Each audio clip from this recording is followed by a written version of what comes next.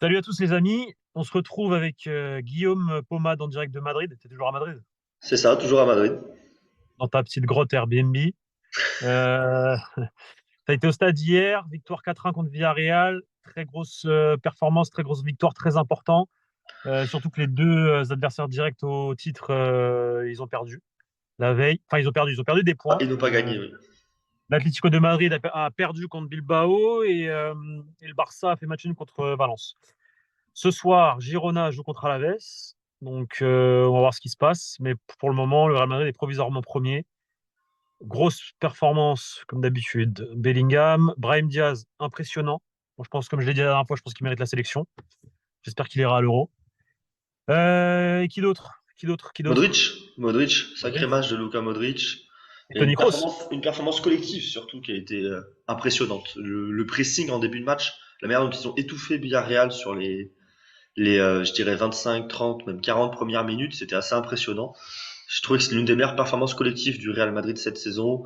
Rodrigo fait un très bon match aussi. Il y a quasiment tout le monde fait un bon match. Il y a juste Nacho qui est fautif sur le but, qui est en retard. Mais Ouais. sinon, tout le monde fait vraiment un match d'un niveau très bon, voire exceptionnel pour certains joueurs, et ça a permis d'avoir une performance globale d'ensemble collectif du Real Madrid de très haute facture hier. Point noir, deux blessures, celle de Ferland Mendy qui semble être moins grave évidemment que celle de David Alaba qui s'est fait les ligaments croisés. Bon rétablissement et force à lui pour le coup parce qu'en plus à son âge il va falloir faire travailler fort pour pouvoir revenir au top. Ça fait mal côté Real Madrid, c'est la troisième joueur qui s'est les ligaments croisés cette saison après Militao et Courtois. C'est l'assise défensive qui a permis à cette équipe de remporter la Ligue des Champions il y a 2 ans. Les trois joueurs les plus importants défensivement qui sont tous les trois out cette saison. Fin de saison pour Alaba du coup avec ses croisés. Qu'est-ce que t'en penses, Pablo, de cette blessure, de cette pluie de blessures qu'il y a à Madrid cette saison? Et ensuite, Ah, bah, j'en pense qu'il y a trop de football. De toute façon, ça fait longtemps qu'on le dit. Les joueurs, ils en ont marre. J'en pense que voilà, c'est normal au final parce que bah trop de matchs, trop de compétitions, trop de pas assez de vacances, fatigue accumulée et voilà. Donc c'est un joueur de 31 ans, c'est malheureux parce que je suis pas sûr qu'il va revenir à son niveau et c'est triste de le voir si c'est la fin de voir partir comme ça. Alors il va finir son contrat et tout, mais à mon avis, je pense qu'on le verra plus titulaire indiscutable. C'est un joueur que j'apprécie énormément, qui était certes en dessous depuis quelques temps, mais ça reste un leader dans le vestiaire, ça reste un gars carré avec des valeurs. Donc ça fout les boules de voir un joueur de cette trempe bah, tomber quoi.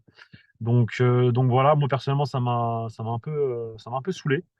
Mais bon, qu'est-ce que tu veux, hein, c'est la loi de la FIFA qui nous crée une compétition encore totalement lunaire, à une Coupe du Monde à 32. Par contre, la Super League, ça non.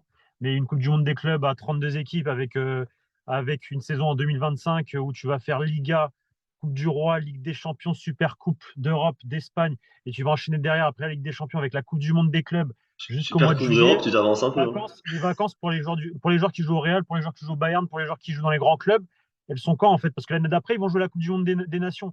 À un moment donné, voilà, faut arrêter. Euh, on fera une vidéo sur la Super League. C'est pas que je suis contre ou pour. C'est juste qu'il faut à un moment donné taper du poing sur la table sur le football parce que c'est n'importe quoi et c'est bien n'importe quoi. La nouvelle formule de la Ligue des Champions, c'est pareil. Ils font juste ça pour répondre à la Super League parce qu'ils savaient pas quoi faire et ils savent qu'au final, T'en le rajoutes deux tribunal va matchs. rendre son jugement le 21 et ils vont perdre. L'UEFA va perdre. Donc ils sont à la merde, ils le savent très bien. En tout cas, c'est pas qu'ils vont perdre, c'est qu'ils vont le tribunal dira effectivement le monopole de l'UEFA est interdit en gros. Donc les clubs ont le droit de faire ce qu'ils veulent. Donc on va voir ce qui se passe. Mais à un moment donné, le football va faut faire quelque chose. Moi, je pense que les joueurs, en vrai, c'est les joueurs qui devraient faire grève. Et en tout cas, pas. Je parle pas des joueurs de Cadiz ou de Brest, mais je parle des joueurs des grands clubs qui n'ont pas de problème de financier. C'est-à-dire que s'ils font grève, ok, ils reçoivent pas le salaire de leur club, mais ils auront quoi qu'il arrive les pubs, les sponsors, etc. On C'est a ces vu, mecs-là qui doivent taper du poing sur la table et les entraîneurs, les Guardiola, les Klopp, les Ancelotti, tout ça, les Mourinho à un moment donné, stop. Il y a trop de foot. on a Les joueurs, vu ils sont morts. dans d'autres sports des C'est grèves. comment? On a vu dans d'autres sports des grèves Ouais, bah en à NBA. échelle totale. En En NBA, il y a eu des NBA, grèves dans les sports à américains, l'époque. ils renégocient. En gros, il y a des renégociations tous les 4-5 ans sur les droits des joueurs et tout. Et ça donne souvent lieu à des grèves en NBA, en MLB aussi, je sais, en NFL. Et c'est quelque chose finalement d'assez normal de faire grève pour avoir ses droits. En NBA, ça allait jusqu'au point que là, il y a eu 15-20 matchs de saison régulière qui ont été coupés une année. Et ils devraient le faire au foot, tout simplement, faire grève. Le Bien problème, c'est sûr, que il mais n'y a pas d'instance. Il n'y a pas d'instance qui regroupe tous les joueurs, comme il y a dans non, ces. mais parce que le foot, c'est une mafia. Le foot, c'est Il une faudrait mafia et le réussir à foot, se coordonner. c'est géré Parce par que l'UEFA. la Et enfin, manière dont c'est pas que tu peux c'est, rien dire. la manière dont c'est géré, dont c'est foutu, l'UEFA actuellement et la C'est une FIFA, mafia, le football. De toute façon, on le voit bien. À partir du c'est moment c'est où il n'y a pas de dopé dans le football, c'est que c'est une mafia parce que des dopés, il y en a dans tous les sports et dans le football aussi. Désolé d'être cru, hein, mais voilà, le football n'est pas épargné par le dopage, par exemple. Mais sauf que vu que le football est intouchable, ben voilà, c'est la FIFA, c'est l'UEFA, tu peux pas toucher les footballeurs, c'est comme ça. Enfin, tu peux pas toucher le monde du football, je veux dire. Mais c'est des marionnettes au final, les footeux. Mais si vraiment ils veulent augmenter le nombre de matchs, faire des 80 matchs par saison, etc., pourquoi ils augmentent pas tout simplement le nombre de joueurs dans un effectif? Au lieu d'être 25 joueurs, fais un effectif à 40. Après ça, Par exemple. le problème de ça, c'est que au final, ce sera toujours les meilleurs qui joueront quand même. Enfin, le concept de 11 titulaires va pas disparaître que tu aies 25 ou 40 joueurs enregistrés en Oui, mais championnat. je pense que tu as plus de possibilités de aller chercher de plusieurs bons joueurs et tu fais tourner, en fait, tout simplement. Tu fais tourner. T'as un peu plus de marge, mais je pense quand même que ça va pas non plus chambouler la manière dont ça fonctionne actuellement. Il y aura quand même un 11 Ah, je titulaire sais qui pas, sera je sais le, pas, le je sais meilleur pas. vu par l'entraîneur et qui sera titulaire dans chaque match important. Hier, ça reste une blessure sur un appui. C'est pas non plus une blessure d'usure. Après, est-ce que ce ne serait Non, pas, mais, si on joue une mais fois par ça, tu le semaine, sais pas. Oui, non, mais sans ça, tu doute, le sais pas si c'est pas c'est une d'usure ou blessure pas. sur un Tu sais appui, pas. ouais. Un appui d'ailleurs bien. Moi, rien qu'au stade, on voit direct sur l'action. Il n'y a pas Non, besoin mais de ralenti, pas besoin de rien. L'appui est. Guillaume, à partir du moment où il y a plus de matchs, il y a plus de risques Il y a que plus de A. risques, Donc bien sûr. forcément, Par voilà. définition, par définition. Et je suis totalement d'accord avec toi sur le fait qu'il y ait trop de matchs et tout ça, pour le coup. Du coup, bon, tout ça pour dire que information du coup d'hier là, de ce qui est sorti en Espagne, effectivement, apparemment le Real Madrid va se positionner. De toute façon, Carlo Ancelotti l'a dit à demi-mot. Il a dit en conférence de Si presse. Carlo Ancelotti dit on va voir dans les prochains jours pour un défenseur central, c'est qu'il veut un défenseur central. Donc il y a des noms qui sont sortis ce matin, hein. On va voir. Moi, je pense qu'ils iront chercher quelque chose de pas trop cher, type Kepa. Je pense que c'est ce qui me paraît l'option la plus logique. Un transfert du style Kepa, genre un prêt voilà, pour 6 mois, Il plutôt y a- peut-être jeune ou pas très vieux, quoi. Voilà, c'est ce que j'imagine côté Real pour remplacer à la balle du coup Militao, parce qu'il y a aussi Militao qui est absent. il Donc, y a le- voilà. Et après, peut-être cet été, par contre, cet été, c'est clair. Moi, je pense, j'ai pas d'infos sur ça encore, mais je pense que ils vont aller acheter un défenseur central. Et je pense que bien avant un latéral droit ou un latéral gauche. pendant l'été. Enfin, Parce qu'en vrai, latéral gauche, il ça va pourrait se faire. investir cet hiver, hein. Je sais que c'est pas trop le truc du Real d'investir l'hiver, mais il pourrait investir dès cet hiver pour le central. Parce qu'en Non, soi, le timing est investir pas 300 bon. millions en hiver, je pense pas. Vraiment. Il Parce aura du que temps de jeu. d'un point de vue financier, d'un point de vue bilan, ils vont pas faire ça. C'est Non, mais pas, ils le feront. S'ils le font, c'est en juin. le moins cher, c'est même attendre l'euro d'ailleurs, peut-être. Non, non, non. Bon, après, non, mais je pense qu'ils ont déjà eu un plan Il y a déjà des tout pistes tracé dans comme tous les cas, d'habitude et et je ils pense font que le ça. procédé en juin comme d'habitude. Mais voilà, donc information de ça et Il y a on va l'option voir de ce qui se rappeler, passe, hein. il y a l'option de rappeler Rafa Marine, sinon, au moins pour faire du nombre aussi. Enfin, il y a l'option Ouais, mais de savoir n'importe Est-ce quel que Rafa central. Marine a les épaules? Est-ce que Rafa Marine a les épaules? Parce qu'en vrai, il faut un mec qui puisse remplacer de temps à autre Nacho aussi, tu vois. C'est que Donc, est-ce que t'as Rafa Marine besoin a les épaules pour pour moi, t'as presque besoin de deux centraux. Oui, alors, effectivement, si tu récupères un mec un peu plus expérimenté et à côté tu prends Rafa Marine aussi, moi ça je valide fortement. Par Parce contre, qu'il je valide fortement. il Surtout que Rafa reste, Marine est très bon, hein. Moi j'aime il reste beaucoup que Rafa Marine. Rudiger et Après, il est un Nacho peu jeune. comme charnière centrale. Il reste Rudiger et Nacho pour l'instant. Donc, Moi, je pour moi, valide, t'as hein. besoin Moi de je deux valide, centraux. mais voilà, après faut voir qui récupère. Faut voir qui récupère.